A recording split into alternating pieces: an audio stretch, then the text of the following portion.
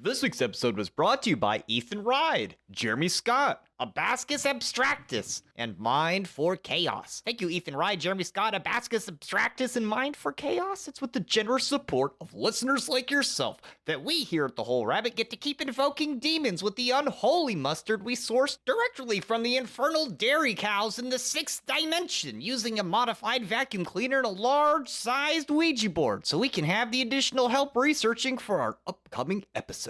If you'd like to help us suck the milk from transdimensional cows or just hear the second half of this episode, then please visit www.patreon.com/thewholerabbit, where your monthly donation of just $5 will not only get you unlimited access to our entire library of extended episodes conveniently browsable from right within Spotify, but I'll send you a 5x5 high-quality Big Bunny Baphomet sticker of our cover art that's absolutely guaranteed to stick to stuff, unless it's non-physical, like the keys to our Discord server, which you will also receive if you sign up within the next 17 hours and 30 minutes, because the stellar alignments are about to shift, and that's when we will transcend to the next dimension. So hurry! If you enjoy the show but want to keep your sweet, sweet money, please consider showing our little podcast to a friend who's also into bizarre stuff and talks to themselves when nobody's looking. On the flip side, check out our $20 tier, which has a bunch of cool benefits, including a monthly tarot reading from yours truly. On this week's episode, we continue my birthday tradition of not taking the week off and simply going off script to discuss whatever pops into our minds first. In the free section of the show, we discussed Terrence Howard, our first memories as toddlers, Power Rangers, why the red one's the best, childhood dreams, meeting the devil, pooping your pants, overdosing on drugs, conjuring demons, tarot cards, scaring girls, and of course, Bugs Bunny. In the extended episode, we get really drunk and talk about dirty novels, bad breakups, conjuring Lilith's psychic powers, more about demons, and why the devil listens to Owl City. Thank you, and enjoy the show.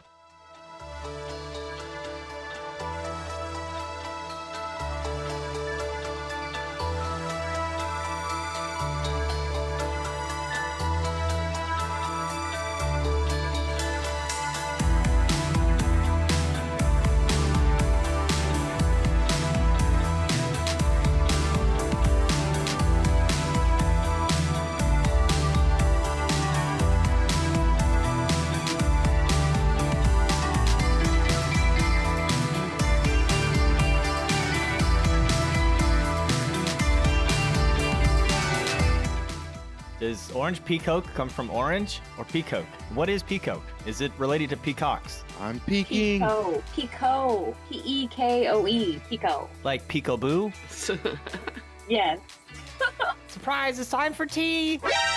That's fairly Alice in Wonderland rabbit related. He's late to the tea party. You go down the rabbit hole, it's just... Hey, yo, you ready? Let's do it. Oh no, that's illegal. It's wrong. The Prince Andrew guy said it was okay. Ooh. Hello, everybody, and welcome to The Whole Rabbit, where we don't just invade your mind space with spooky stories of passive-aggressive witches, holy water slurpees, and deep dives into the forbidden blueprints that guide your black magical misadventures. Nay, we too sometimes kick up our feet and allow the miasma of thirsty household spirits to lull us into a dreamless, torpid stupor as they longingly slurp our thought stream like so much oil collecting on the surface of cheese as it melts in the noonday sun, because this week we're going completely off script as part of our celebratory birthday tradition for yours truly, because it's easier to ride the momentum of a flaming train wreck than it is to take a week off. Yay, happy birthday. Happy birthday. Happy birthday. I'm old. Me too. I think I'm older than all of you guys by a little tiny bit. The question is, do your dentures have arthritis? Well, the dentures don't have arthritis. Dentures are dentures. They don't feel anything. You are an anti-dentite. I have 6 teeth. That's the exact number of teeth you need when you're conjuring the devil. But they're holy teeth. It's the number that's important, is Satan loves math. In fact, Satan invented math. I'll talk about that in a minute. It's under the inspired possession of the devil that this episode is being channeled to you from the vaults of the aardvarks by the hallowed mouth orifice of Luke Madrid, sometimes known as Hack Rabbit. I'm joined this week by the Lunar Laser Lady, Mari-sama. Birthday party time. The stealer of the satanic salmon sandwich, Malachor 5. Hola. And the demigod of the ivory ass, Heka Astra. Of the ivory, what? Ass! Heka Astra. Well, hello. And cheers. I knew eventually that would happen. Coincidence? I think not. So I think it should be known that some of us don't really drink a whole lot, but I think we're all drinking for this episode. So maybe there should be some forewarning. You've been forewarned, but there will be no foreplay. Tea. Only corn. I was going to say, but we're not going in dry. We're going in soft. Cream corn. Prepare your bowls. You ready for this slop? Speaking of which, I was checking the fan mail yesterday, and not everybody is happy with how the show has evolved over the years. Oh, no. Boo! Apparently, sometimes we go a little over the top reading books and listing facts. Well, I'm not sorry. But I think this listener's right. If Terrence Howard can make stuff up for 3 hours straight, why can't we? Did anybody listen to that? The interview with Joe Rogan and Terrence Howard? Terrence Howard? I don't think so. I have been a big Terrence Howard follower since he did that interview on the red carpet when he got his star. He's talking about Pythagoras magic and... I've made some discoveries in my own personal life with the science that Pythagoras was searching for. I was able to open up the flower of life properly and find the real wave conjugations that we've been looking for 10,000 years. Why would I continue, walking on water for tips when I've got an entire generation to teach a whole new world? That's a big remark. Yeah. all this occult stuff that normies probably think sounds like psychobabble, and it kind of is, but a lot of the stuff he's saying is absolutely true. The internet is turned up over it. First of all, some people are upset that Terrence Howard is a math nerd, and they say that he's totally making all of this stuff up, like it's pure gobbledygook, what he's saying. But then I was reading just, through some threads, like talking back and forth on this point. And one of the comments was, I work in the VR industry, and it turns out one of the things we use is patented by Terrence Howard, and it's a big deal for using virtual reality. So some of those patents he was talking about are legit. Yeah, he has said quite a bit about acting and how he feels about it after being in the industry for a while. Essentially, he says, he doesn't do it to play for the gallery, as they say. He found out that he kind of doesn't like that aspect of it where he has to do what other people are asking of him. He's even said it's very enslaving the industry, and he didn't like that. So he stepped away quite a bit from major roles. He didn't care about the money. He wanted more freedom for his mind and soul, it sounds like. And I think that also reflects maybe some of the changes that have happened on the show. I think we have a lot of fun, and maybe not everybody in the world gets our sense of humor or understands where we're coming from when we cover some topics, but there's a little bit of that sentiment that Terrence Howard vocalizes, I think, in that we do things our way. And we're probably a little bit different than most podcasts out there. Excuse me, sir, would you like some word salad? It goes great with the blue cheese we have. So, in the interview, Terrence Howard relates that it took him a while to realize that he was a bit weird. Apparently, it dawned on him when he realized that not everybody else had memories of being inside their mother's womb. Do any of you remember being inside your mother's womb? I'm just curious. And if not, no? Okay, what's your first memory then, Mari? What's your first memory? I do remember being in the crib before I could speak. I don't know.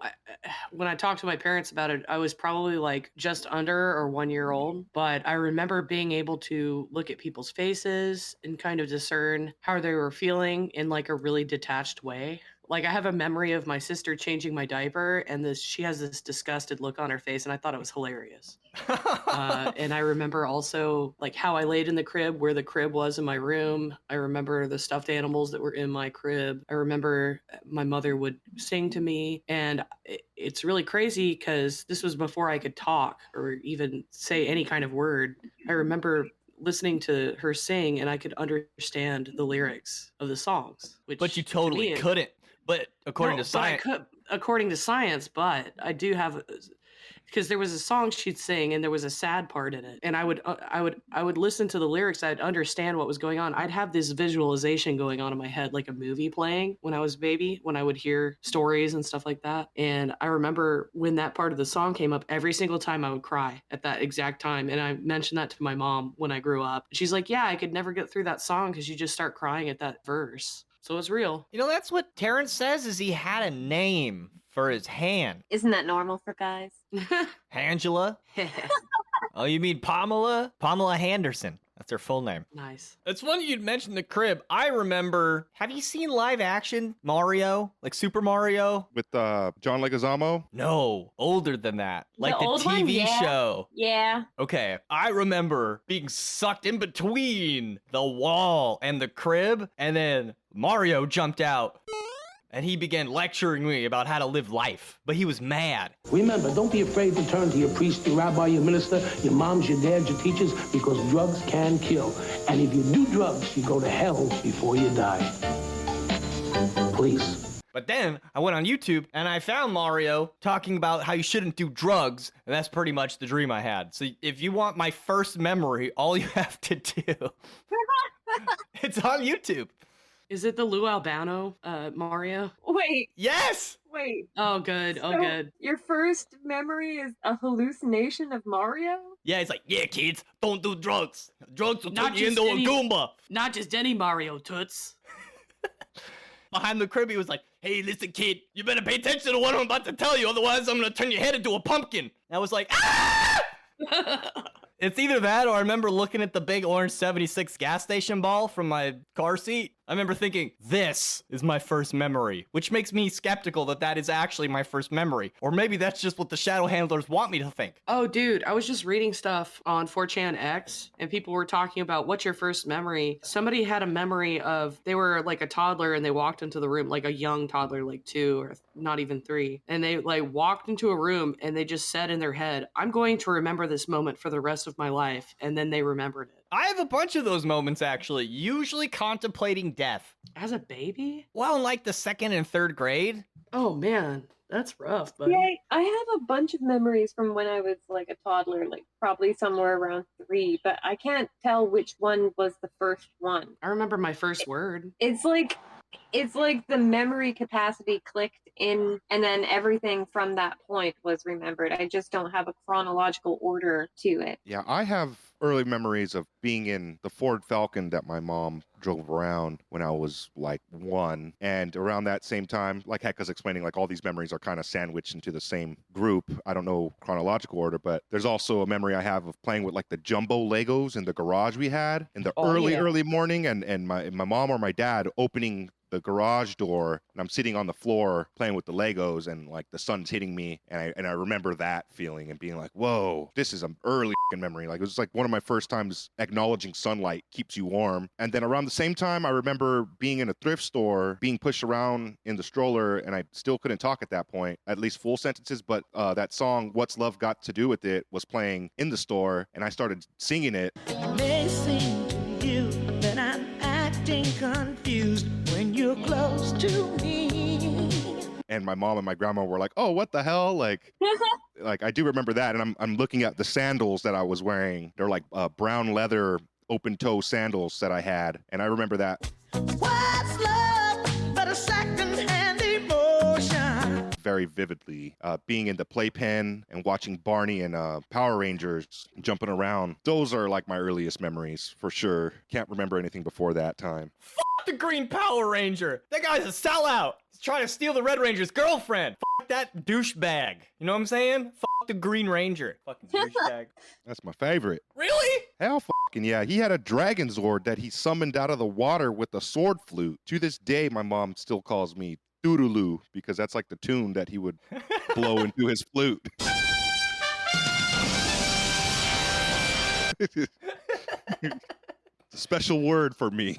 But the Red Ranger inherits that stuff, doesn't he? And then the Green Ranger comes back as the Ku Klux Klan Ranger a little bit later. Yeah. Wait, I'm confused now. When do people when do babies start walking? Like around what age? I think 1 year. About. So maybe my memories are earlier than that, because I do remember having like stumbly walk. I don't know. How do you pinpoint an age to early memory? This is what's confusing me right now. Hypnosis? I don't know. Like, how does Terrence Howard know he was in the womb and not just stuck in the couch? Well, what I'm saying is, how do you know that you were exactly, 3 years old or exactly 2 years old? How do you know that if it's your memory and you didn't actually know at the time what age you were? Like, at what point does age become like a conscious acknowledgement? For me, I had identifiers. We have not had a garage since my first year of life, because shortly after these memories, we moved out from that location. Oh, okay. Because I've explained these memories with my family, and they're like, oh, that was at the Blue House. Yeah, that was when you were like in between 1 and 2 years old. Like, oh, okay. Do you think if you have the same childhood house for most of your childhood, that it might be harder to pinpoint an exact age? Yeah. Possibly. Because, like, I do have a slew of memories from before I started kindergarten, and I started kindergarten when I was 4 years old. So I just assume that it's probably 3, because that seems realistic for memory. But now that I've been sitting and thinking about it, I do have, like, stumbly walk memories. And I know that I wouldn't have been stumbly walky by 3, so... What about the technology? I remember when I was about 2 or 3, we had a computer in the back room where the monitor was only green. It was green and black. Those are the colors the computer did. It ran a BBS board, which was like not quite the internet, but kind of the That's first old school. incarnation of the internet, right? Yeah. We had like a 386 black backlit screen monitor computer. Fallout. Yes. Yeah. Robco Tech. Strong bad emails. Strong bad. I do remember there was orange versions of that same kind of monitor too at the public library. Yep. Instead of green, it was orange. That's Fallout Vegas. That's all they based it off of. I remember being at a computer show in an arena, where they do like furry conventions now. Yeah. I remember one guy being like, oh man, I got the fastest computer ever. I got an Intel 2. I can play Doom 2 with my Intel 2. It's like everything you have, but twice as good. You guys ever play Leisure Suit Larry, like the original one? Oh my God, no, but I love watching them. I'm more of a Monkey Island girl myself. Monkey Island. Yo. Remember that? No, I remember Duke 3D. You could go in the red light district and you could give dollar bills to the strippers. They'd show you boobies. I remember that too. That was like, it was kind of like the Doom kids would play that for a laugh. Do you guys have a first occult memory? Like occult or paranormal or practice memory? You mean besides Mario? Yeah. Dude, he was terrifying. I do remember having night terrors. I was like 5 or 6. I was like seeing shadows move in the night, and I didn't sleep for like a whole week, it felt like. I ask because like some of my earlier memories that I have are of like weird shit, like the door slamming in my bedroom, like my bedroom door slamming shut, which was it wasn't easy to shut the door because I had a shag carpet. This is back when like shag carpets were a big thing, and the door would catch on the shag carpet really bad. So my door was always open to my bedroom because of that, because it was just too hard to close. But I came out of the bathroom and turned the corner to go into my room, and the door slammed shut. Whoa! And then somewhere around that time period, possibly like in one of those earlier memories as well, as like my first memory of a dream, which was a nightmare actually. And it was like this like white blobby kind of anthropomorphic monster chasing me. That's a weird synchronicity because a little bit after Mario, maybe around the same time, I remember a recurring nightmare of turning to my right side and the abominable snowman from that stop frame animated Rudolph the Red-Nosed Reindeer was there. Oh! No. Yeah, so it was kind of like that was chasing me too, but like it wasn't furry though. It was just like kind of this, I don't know, like maybe a fog kind of version of that. Spooky. I had a dream when I was little. This is like right after I started sleeping in my big girl bed by myself. But I woke up and it was like, it's one of those dreams where you wake up and you're in your bed. So you think that you're awake in your room, but you're not awake. You're still dreaming, or it must have been. And I looked down at the foot of my bed and it was the devil, but it was that stereotypical devil you see on like hot sauce posters from France, like back in the day, where it's just like, it's like a naked, sometimes they're green, but this guy was red. So he was like this like red skinned dude with like horns coming coming out of his head and like the stupid pencil mustache that sticks up like Dick Dastardly and like hooves on his feet and shit. And he's just sitting at the foot of my bed, on the foot of my bed with his legs crossed, just looking at me with this like, I mean, he was grinning. It was almost as if how your parent would sit and watch you sleep and smile in like a warm way. But I woke up and just saw this like demon doing it. It was like really scary. That's spoopy. I mean, I didn't really feel afraid. I was just like, what the is this? And then I woke up for real. I think there's like a weird childhood dream that I remember still for some reason. I don't know. Maybe it was just because it was like such an early, vivid dream that I had. But I was in the snow and I was walking through the snow towards like a bunch of pine trees. And I like squatted down under a pine tree and peed under it. And then I woke up and I had to pee. I don't know why I still remember this. It's just because I think it was just such an early, vivid dream. Like I was really, really young. Like this is around the same time as the monster chasing me, like probably, I don't know, 3 or 4 years old. Did you ever find the pine tree? No, not yet. But if I do, I'm going to pee under it. Good. Did you pee in the bed? Still waiting for you.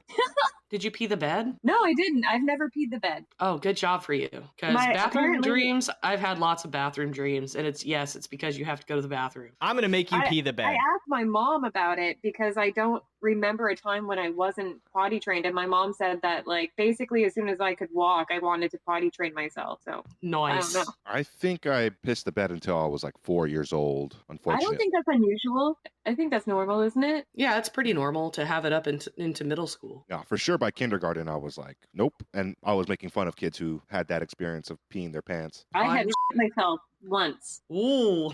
I've done that. One time we were at the Rite Aid and my mom said, like, I remember this too, but like the way my mom's perspective of it was that like she turned around and just saw me walking away and she followed the trail of little droplets all the way to the restroom. Oh, I was just in the stall standing there like, fuck. I'm probably only admitting this because I'm drinking, but I'm talking about as an adult, I shit myself. I have too. No shame. No shame. I was on the phone with my dad and I was sitting in front of my apartment building and I can't remember if I coughed or if I was just like had to fart. I can't remember. All I know is that it happened while I was on the phone with my dad. The whole world stops. You know what I'm saying? And you're like, just a minute. I need to like crab walk up to the bathroom real quick. Well, I mean, I think maybe I'm too honest because I straight up told my dad what happened that I had to go. I'm sure that he would have no problem letting you go after that. Luckily, I didn't have to admit that to anybody else, but yes, this has happened. I think the last time I peed myself, this was really funny. I got super drunk at my ex's house and they have like a pool deck outside and I was like out there by myself leaning over and like looking into they're like on top of kind of a hill or a mountain in the forest, so there's like a cool lookout, and I was over there and I'm like, before I realized I had to go to the bathroom, I was like wetting myself, but I had just gone swimming and I was in my bathing suit, so I was like, I'm going. I had always heard that, sometimes stuff like that happens to adults. And as an adult, I was like, nah, that doesn't happen. And then it happens to you. It certainly can. It does. I mean, every couple years this will happen. And many dudes I know have this experience, but when you take your morning piss, you let one rip, you might let some out. Uh-huh. And thankfully the shower's like right there, so it's like, when it does happen, I'm just like, oh well, I'm taking a shower. Yeah. See, I think if you have a vagina, this doesn't really happen to you because you're right there. You're already on the toilet. Yeah, like we have no problem because we're already sitting. Yeah. Like, oops, bonus, extra credit, lemonade and brownies. My favorite. You guys want to hear the story of my brother's enema? Oh no. Oh no. It wasn't accidental, was it? No.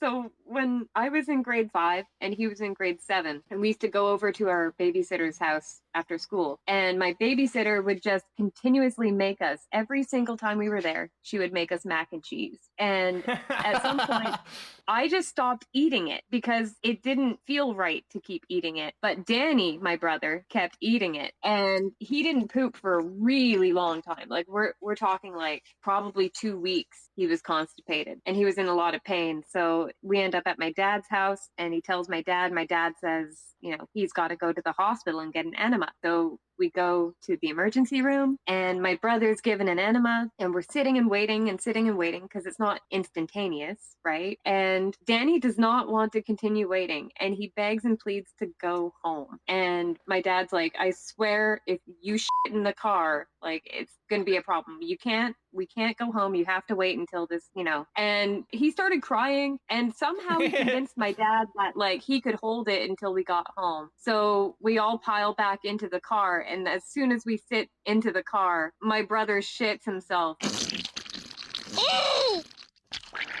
2 weeks worth of fucking backed up medicine in the fucking car. God damn. That sucks. Yeah, it was fucking awful. So just, if you ever get an enema or give yourself an enema, don't go anywhere. Listen Hell to no. Tool while you wait.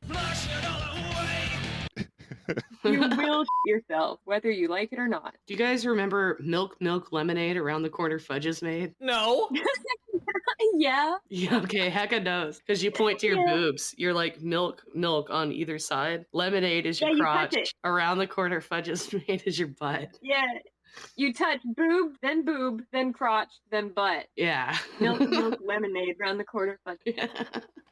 Oh, the girl version of the Kabbalistic cross. Yeah. I like that one better, really. That's a good one. Our nipples just issue hair. There are rare instances when men have lactated. It's true. Yeah, but it's not the same quality fluid. Listen, beggars can't be choosers. Don't get me started. Did I tell you guys I have a whole bunch of Egyptian wild lettuce growing in my backyard? Yeah. I want to put a statue of Min, the god Min, in amongst all the lettuce, but it's hard to find statues of Min that don't have like one arm lopped off, like they're replicas and stuff. So I'm thinking of actually carving a statue of Min. And if I do that, I'm going to do it outside, but it means that I'm going to be carving a statue of a man holding his erect penis in front of my neighbors. Good job. I think I'm going to do it. They may like it. This is true. If they ask you, just say it's a bong or a like an Oscar, It's a pipe, like those penis pipes. He won an Oh, Academy dude. Award. Bro, I've wanted one of those penis pipes forever. As a young stoner kid in college, I realized if you pass that shit around, if you have a bunch of friends over, people are going to be like, nah, bro, I'm not gay. I'm not going to hit off of that. So I would get all the weed. I've seen penis bongs, like bongs shaped like penises. Yeah, and then the ball sack is where the bowl is. We used to, way back when I actually smoked weed, way back, we had a gravity bong, my friend group, and we called it the Big Dick. And it was just like one of those large pitchers with a 2-liter bottle that fit inside of it. Yeah. Gravity bong. Yeah, a gravity bong. And it was obviously called the Big Dick because what it looked like when it looked like you're going down on it. That's so Oh, cool. I had the thing called the dragon dick. And this thing, let me tell you, it looked like it came from the bottom of the ocean. It looked somewhere between a vagina turned inside out, a vampire squid, and the neck of a toad. It was pink. Everyone called it the dragon dick. And this thing got stolen at a rave, okay? I was upset about it. And then I did black magic. I was like, oh, Satan, bring me back my bong. And literally, some drug dealing gangster said that he sold drugs to somebody who had it. He stole it back and brought it to me randomly one night. That's What? awesome. Awesome. Now I can't find it. And I'm afraid to do black magic to, get it back. So We also made a gravity bong out of like an old shop vac with like multiple 2-liter bottles in it. And that was a bad idea because it was so big it had to be left outside. And then you just end up with like a mini swamp, like a pond, like mosquitoes breed in it and shit. Bad idea. just like your mom's vagina. Yo, Sorry. Black magic for bong. more like green magic. Am I right? Oh. Okay, so the devil visited Mari as a child in bed. Yes. How about you, Malachor? What's your first occult memory, if you will? I mean, the only time I was ever like spooked out by anything was that time the succubus gave me that wet dream when I was like 19 years old. Not sure if that was like a sleep paralysis demon. Was I just horny? What did she look like? Black, dark shadow lady with long black hair and giant breastises and hips. And like the thing, to be a little graphic about it, like I felt me inside her. Like I was in that hypnagogic state that Mari was talking about, when you're like half asleep, half awake. And like I was stuck and I can feel everything. Like it was pretty amazing but like I wasn't in control of any of that, and it was very intense, sensations on my privates. I actually find this a bit fascinating because did you feel bad about it? Were you like upset afterwards? I mean, I know what possibly triggered it because I was really into this girl at the time. But you're a dude. You've been into chicks before and after, but this was unique. Yeah, this was like around the time that I was taking Goetia really seriously. And, I had invoked and possibly, contacted Marquise Andros. And that was a whole traumatic experience. And that seemed to like kind of kick off the bad times. Maybe because I got a demon girl pregnant. Whatever. She don't give a f. I don't give a shit. I didn't feel bad. It's just, if you take all the things I've said into context, it's like, well, I might have felt a little weird, but not bad. But you didn't wake up and start high-fiving all your friends. No, I had to take a shower. Oh, no. But, I grew up in Los Angeles, and there's a lot of different people in the city. And when I was a little kid, there was this house on the block. We called it the Brown House because it was a big brown house. She had a whole martial arts dojo set up in her backyard with a trampoline and a pool. She had like a persimmon vine growing on one side of the tree, a compost pile, and she had a huge garden. And she had like 6 kids. And, they were half black, half Mexican, really cool family. And they became like my best friends. My folks liked to party a lot. It was pretty bad situations at home sometimes. And we weren't rich. And this family, they had the cool stuff. And they were raw vegans. They didn't like to I'd be like, oh, let's have a water gun fight. And the mom would be like, no, it's a water war or a water fight, instead of saying like water gun war. Or she didn't like the word gun. Like you couldn't use the word gun in her house. Super zen. And she had a lot of friends that would come over and stay with her for extended periods of time. Some of them were Hollywood writers that were into like new age transcendental meditation kind of stuff, and some of them were like straight up Buddhists. And that's where I gained a good understanding of Zen Buddhist styles of meditation, mixing it in with like Muay Thai and some Kung Fu, jumping on a trampoline, doing backflips and stuff like that. So like my physical capabilities when I was like 6, 7, 8 to like 14 years old, I was really growing into a very healthy and physically capable person. And at the same time, sound mind, sound body, I was meditating and learning breathing exercises. And I had, lucid dreams my whole life before then. So when I was able to activate that lucidity in meditation and feel the power of the chanting that the group was doing, because sometimes it'd be like 30 adults and kids all participating in gongs going off and like really intense music that just put me into like, it gave me the tingle, and it made my soul pop out my body. And it was like, wow, I feel this group in another plane. And it was like this weird bonding experience for me at the time, because it was totally different from what, my Mexican, Latino culture in LA is all about. We don't really do that stuff. We just play outside and make our own toys with sticks and stones and stuff, if you're poor. But you called this place the Brown House, right? Yeah. And the landlord was this dude named Mark who was blind. He was fucking hilariously mean to everyone. You'd catch him staring at the sun and you'd walk by and he's like, I could stare at the sun all day, but I'll burn the shit out of my eyes. His ex-wife actually shot him in the face with a fucking shotgun from across the room, and he didn't die. He just got blind. It's insane, dude. Like, yeah, and so this dude would be like stomping on the floor, like, shut the fuck up, you hippies. Because we're all jumping around going ape shit, like kicking each other's ass with gloves on, and wrestling each other to the ground. So it was pretty good time. So it's a little hard for me to exactly pinpoint like my first occult experience, because it was such a massive part of my life. It was kind of like, the lucid dreams that I had when I was a kid were pretty close touching upon it, but like my will and my, conscious decision to try to pierce the veils in sorts, it was definitely at that Brown House. And before that, to be honest, like hearing Ozzy Osbourne's song Mr. Crowley and asking my mom, who the hell is Mr. Crowley? And she's like, oh, he's some magician dude who had a castle next to Lake Loch Ness where the monster lives. And I was in my head like, wow, this is so insane. She's like, yeah, Jimmy Page also lived there, which is all true statements. It wasn't a castle. It was a big house. It's all true. It's a castle. It's pretty, yeah. It's so, and as I got older, I was like in 8th grade when I read the Book of the Law, and chapter 2 just like blew me the fuck away. And I was like, yeah, I'm a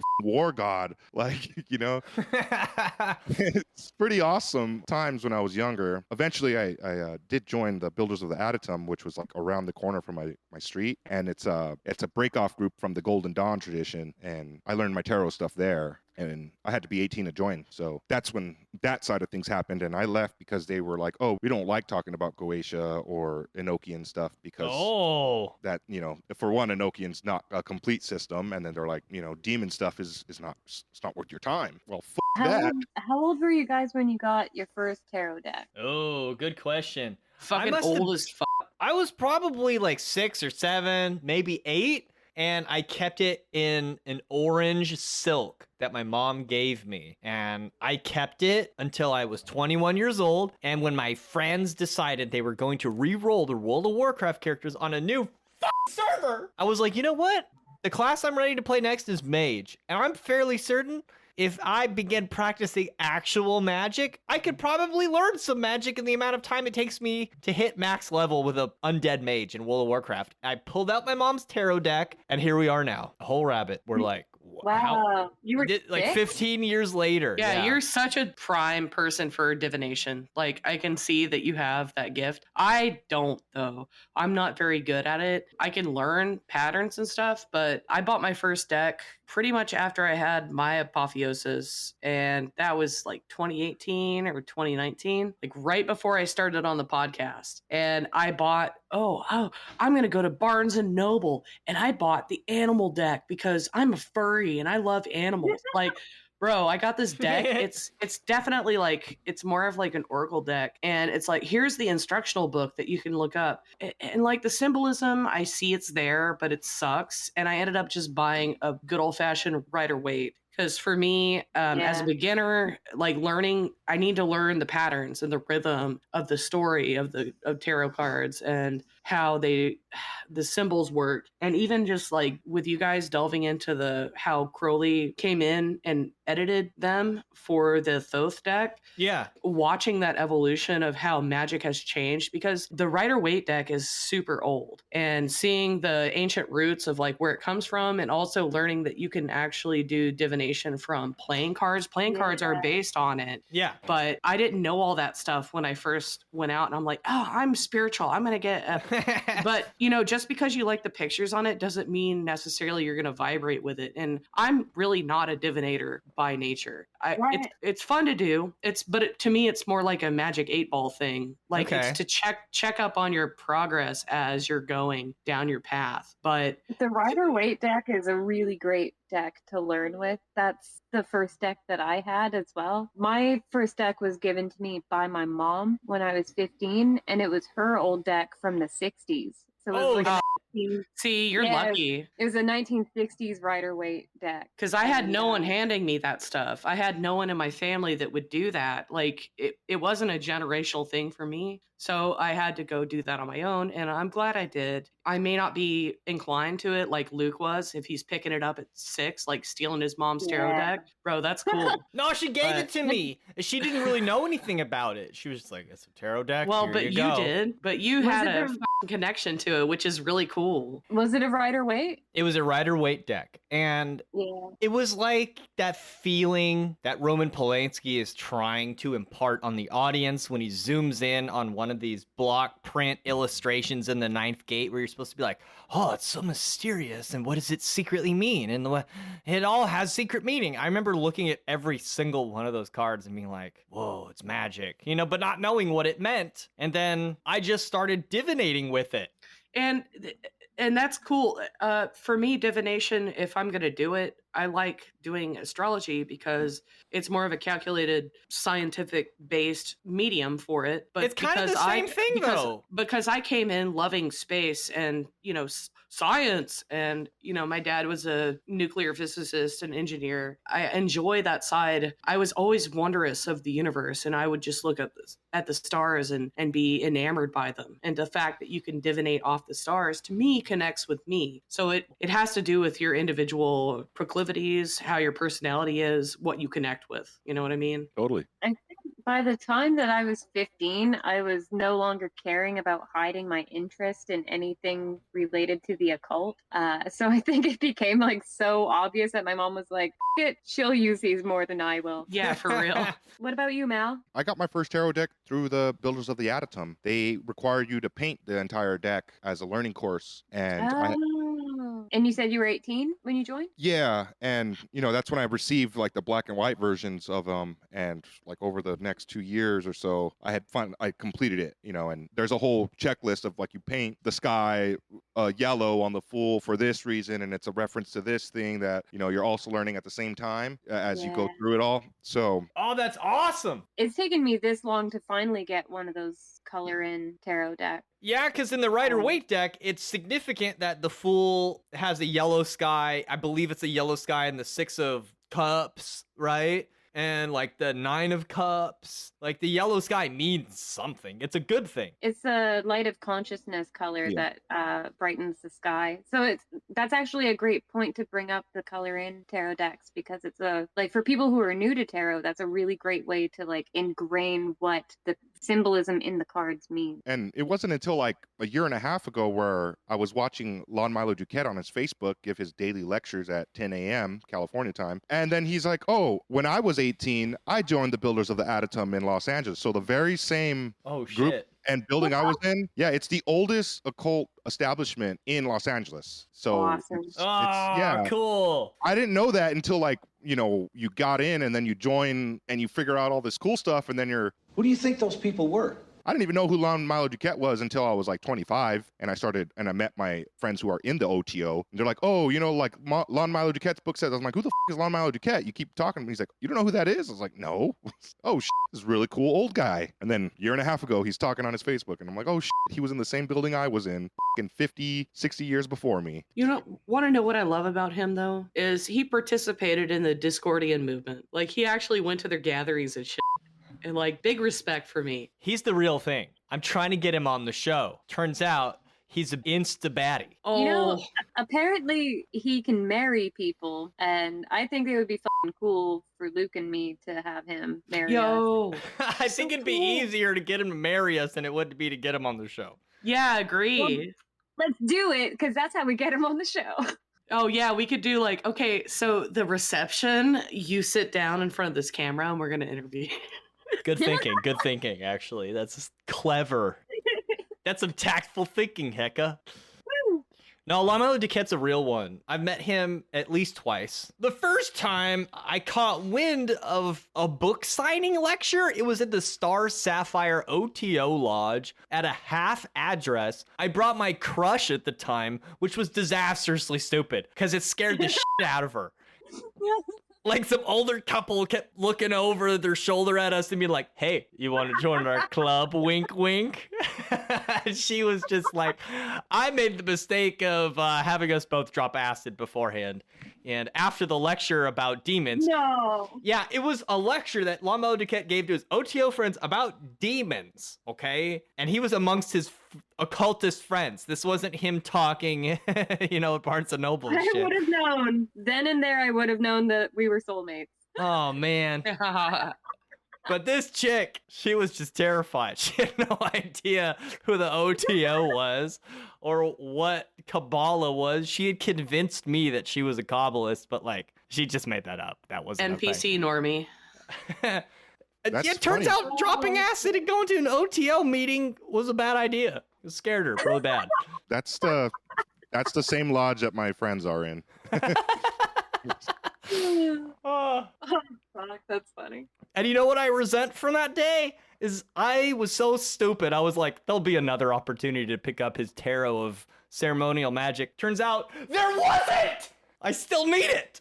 I could have got a signed copy from him. What a douchebag I was. I have been trying to get my hands on that tarot deck for so long now. And I think that he makes a Babylon edition, which is like even harder to get a hold of. Wait, a Babylon tarot? It's Lon Milo Duquette's ceremonial magic. His tarot deck is like really hard to get, but he had a limited edition that was the Babylon edition. Oh. And that one, I should have got it when I was able to get it. I was just so fucking broke at the time, and I was like, well, maybe on my next paycheck. And then no. Look, Lon Milo Duquette is pretty rad, but I think the reason most people want the deck is that each card, as it corresponds to a decan of the sky, and by extension, a period of time during the year, each of those cards has a corresponding... Can I help? It's a demon and an angel, and I'd be hard-pressed at this exact moment to explain from what system of thought, but I believe Poke Runyon has a similar unified wheel of time where there's a demon and an angel that corresponds to each day or decan or whatever. Yeah,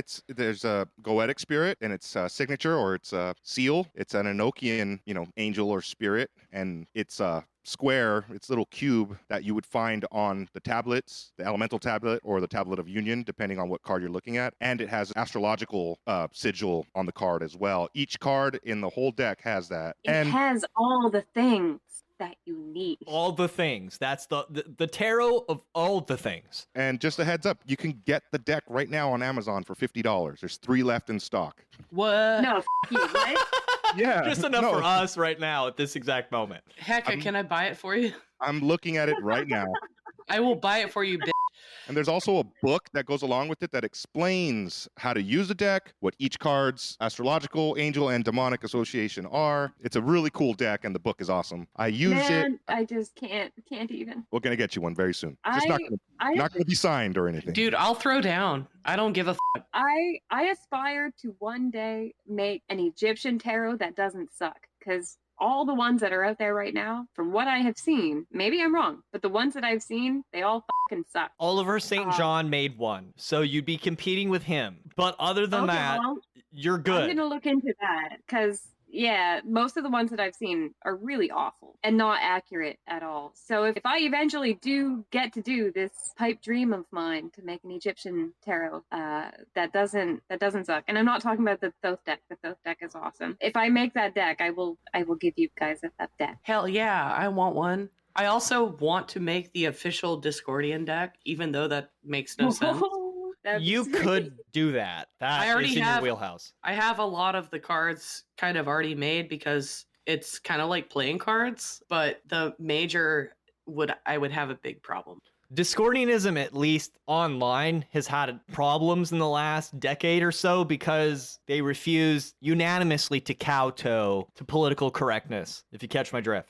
No, for sure, but also it can't be organized into one streamlined thing, correct? Which is a problem. But, if I could just put out like a base whole deck that's just basic, kind of like the Rider-Waite. It's very basic. It's very old school. I really like how basic the Rider-Waite is. But that's why I got it, because I need to learn. Like, it's valuable to me to see the raw symbols. And then as we were talking about the Thoth deck even, I could look at it, and in that deck, it's the same language, but there's added bonus content in it. But I'm seeing all these oracle decks or these flowery, fanciful, aesthetic decks that come out, and they lose all of the symbolism because they're not paying attention to the basic, concept of what a tarot deck is. And that's why I enjoy. I'm so glad we went over a lot of the Thothian deck because I didn't understand those connections, but I can see it now. I tend to agree with you. I view the Rider-Waite and the Thoth deck, which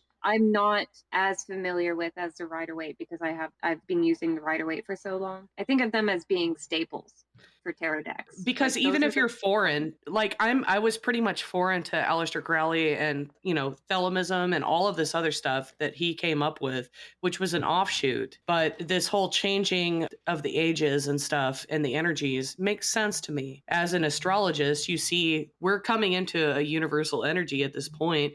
Things are going to change. Everybody knows that. But to me, the Thoth deck shows it in more of a collected, and it still has the aesthetics of the old, but they add the new stuff in. Like when we went over the cards with the sacred geometry in it, that has to do with calculation and computers and the information age. There's a lot of stuff in it that's newer and updated, but at the same time, the roots of the original intended symbolism is still in it. So you could look at it as an outsider and still be able to interpret what it's trying to say to you. Whereas these other oracle or the prettied up decks, it's just somebody trying to sell their art. Let's be real. There's no symbolism integrated into it except like, the spider weaves its web in the moonlight and that's the moon card, or, Yeah. it's just bullshit. Like the animal deck I bought is just such bullshit, and I was so mad when I started reading about it because they pretty much erase all of the old tales that has to do with I mean, let's be real, the tarot is a hero, it's the hero's tale. It's the how you manifest change and transformation in your life as an individual person. And it's the same for everyone, but at the same time, you can't pervert it to the point where it doesn't serve anybody anymore. Whoa, you just opened so many cans of worms, and I've had too much wine. I don't know if I'll be able to address all those things, but yes. But you know what I'm saying. Well, first of all, any data set you choose can be used for divination. So even if you have a total bullshit, wackadoo, Doreen Virtue style deck, where it's just somebody used their intuition and just made it up however they felt, you can still use that for divination and still get meaningful results. But it's like you said, the tarot, most specifically, is meant to be the picture book of the Kabbalistic Tree of Life. And it extricates the wisdom of the Kabbalistic Tree of Life from the purely Judaistic tradition and incorporates it into a Christian and pagan worldview and New Age worldview by, of course, extension. And then if you combine the fucking two decks, right? You have the Rider-Waite-Smith deck, which is old school Golden Dawn, like Rider-Waite. You can read his book about it, and he's like, oh, the symbolism and the blah. And then you compare it to Aleister Crowley, and if you study both decks, you can get a pretty good understanding of what each card means. It's like Italian versus French. Like, they're completely different languages, but you can hear the same inflection about what they're talking about. I tend to agree with both sides of it. I do believe that you can use any tarot deck for divination, but if you're approaching it from a point of wanting to have a deeper understanding of the energies of those cards and what they represent, I do think that those two decks, the Rider-Waite and the Thoth deck, are superior in that realm. I also feel like both of those decks are fairly necessary as well if you're into any Kemetic spirituality and understanding that on a deeper level. I think both of those have, at least for me, personally contributed. The Thoth deck especially has helped me understand parallel connections that weren't apparent in either of the decks. So when you take the two of them together, it helps you unlock doors on your own. Yes. Yeah, it helps to cull the fluff from the actual, wheat, the meat. The wheat from the chaff. Yeah, exactly. Yeah. But I think that you can get too far out there to where you're just promoting an aesthetic, and it's like a glazed over. It's kind of I guess a tourist version. I guess that's the point I was getting at, is that yes, there are those whatever decks that are just completely random. They do work for divination. You are capable of using them, but you have to psychic. learn the language. You have to learn this like niche language that won't work for anything else. So why learn it? I mean, you can do it without learning the language. Of course, learning the language helps. And then if you learn the language that's systematized, right, from a Kabbalistic perspective, Tree of Life, you get even more information. So it's like you have to choose, right? Like if you are choosing the Rider-Waite deck, you are fucking with the Kabbalistic Tree of Life. You should learn it. It's a standardization of it. So like, yes. For example. But what about I Ching? Like, I would love to learn the I Ching, but that's a mathematical language and it's from the East. So there's different ways to divinate, but at the same time, if you have a universal language where everyone understands what you're referencing, to me, that makes it easier to learn. Well, according to some mystics, the I Ching is even better structured than the Kabbalistic Tree of Life. But in both cases, they're highly systematized. And if you want to get the most out of your divinations, you choose a deck that has an underlying system. The Rider-Waite and the Thoth deck are my favorite because they're supposed to symbolize the Kabbalistic Tree of Life. And then because they both correspond to the same system, you can cross-reference both to gain a better understanding of the energies associated with each card. So if you have a Rider-Waite-Smith deck, let's say you get the Four of Wands, you're like, well, it looks happy. They look like they're celebrating. There's somebody in a white outfit and somebody in a red outfit, and they're in front of a castle, so maybe that's home. Maybe they're like, it has a good feeling to it. But then you open up the Thoth deck and you can see that the planetary associations are included. You have Venus in the constellation of Aries. You have a very feminine sign with arguably the most masculine sign. And with fire. With fire, yes, because wands are fire. And so there's this connotation of sex, but not just sex as symbolic of completion. So the male and female in balance, right? And then if you look really closely, you can see that the dove of Venus, let's say, god of love, the spirit of God's love descending, is the person in white. And then the red of Aries is the person in red. And so by comparing the two, you learn more about the card, and you also learn more about, let's say, the fourth sphere on the Kabbalistic Tree of Life, Chesed, the energies associated with. And if you have just those two decks, and you know that they correspond to the Kabbalistic Tree of Life, and you know that the Kabbalistic Tree of Life is supposed to represent the entire universe and the human soul, then you have all the building blocks you need to start your own occult school in your own heart, in your own private space. I was going to say before that I have the Last Unicorn tarot deck because I like the Last Unicorn, but it's not the deck that I go to if I'm wanting to study tarot. It's not my go-to deck. So I think it makes sense if you're just getting into tarot to go to the Rider-Waite or the Thoth deck. And then once you know the cards, to then move over to whatever aesthetically pleases you at face value because you already know. You got to know those symbols and the cycles before you branch out, in my opinion. Because I had Don't a make lot. fun of me for the Last Unicorn. I had a lot of confusion when I just jumped into, oh, I like the way this looks. Yeah, that's not all there is to it. And I don't mean to sound like a broken record, but I really do look up to Lon Milo Duquette, and his daily lectures on his Facebook are awesome. Just a few days ago this week, he did a gematria of Bugs Bunny. No. What's up, Doc? I posted it on our Discord in the Magic Class section, I believe, or maybe the Sacred Grove. But he goes into some interesting, and he's like explaining, it's bet and how to spell bugs and what is bunny. It's just bun in Hebrew, pretty much. What's bun in Hebrew? What's bun in Hebrew? Oh man, I'm not thinking with my ruach. I need to know because I call Luke Bun. You don't have your 216 on. And he looks at Elmer Fudd, Bugs Bunny's rival, and he's like, well, El, we all know who El is. He's the asshole Saturn god. Oh, it's true. Elmore. And then he finishes his deep analysis of the names. Go check out the video. Just type in Lon Milo Duquette, Bugs Bunny Gematria, and you'll find it on YouTube. And he asked the question, like, so what does all this mean? And essentially what he's saying is that when you study any of these things that you are into, and you do the Gematria, and you look at the symbolism of it,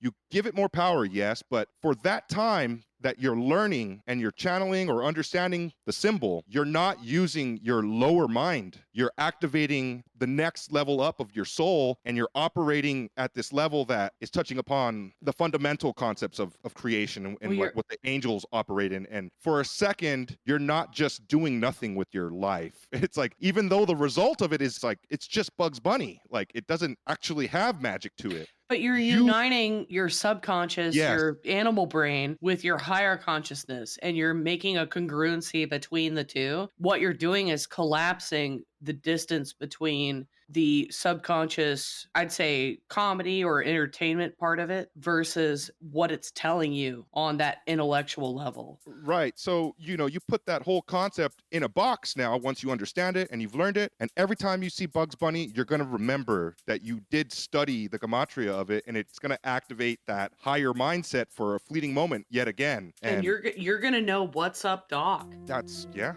good way to put it. It's not so much about Bugs Bunny himself. It's more about the practice and application of wisdom, which bridges the higher mind and the lower self. Between the archetype and the individual. In a sense, it's yoga. And this is why I feel comfortable calling the show The Whole Rabbit, and why you could look at anything and find an occult undercurrent. Because if infinity exists in every moment, then in every moment exists infinity. Well said. I think I'm drunk. I know you are. Because I am. Yeah, I'm getting there too. Well, if you'd like to hear the rest of the episode where we continue to keep drinking and I attempt to force my will upon the fellow co-host to talk about Big Chungus aliens, as I usually do, then please visit www.patreon.com/thewholerabbit, where your monthly donation of just $5 will not only get you the extended edition of this episode, but every single one of our episodes going back over 5 years now. This is kind of a long time. It's a long time. I'm sure some podcasts peter out before 5 years is up. Yeah, it's a good number. We're getting incrementally better. One grain of improvement at a time. But not only that, I'll send you a 5x5 high quality vinyl sticker of our big Bunny Baphomet cover art, and you'll get the secret keys to our Discord server where you can drink alcoholic beverages and talk to us about Big vaginas. what you're passionate about, and then we can scream at you about how Building 7 fell into its own footprint at free fall speeds, and that doesn't make any sense. Thank you, everybody. Eat carrots and shoot lasers. Pew, pew, pew. Pew pew.